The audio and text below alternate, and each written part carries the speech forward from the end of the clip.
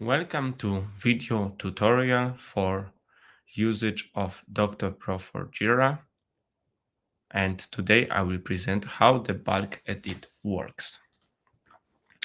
Today we will clean up together projects. First, what we will do, we will select only the one that are unhealthy. As you can see, we have a recommendation for every single project. Some of them are inactive project leads, some of them are inactive projects. Let's move all of them together to trash. What we will do first is to select, as we already selected, only recommendations. Now we select all the project in bulk. Then we will move them to trash.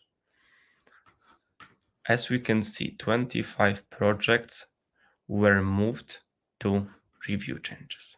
Now we can again check what the doctor for Jira will do.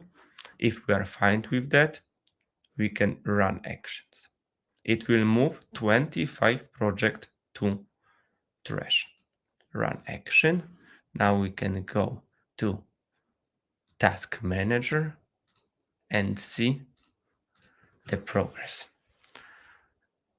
What is here behind the scene is a REST API call to the Jira to move the project that we have selected together to trash.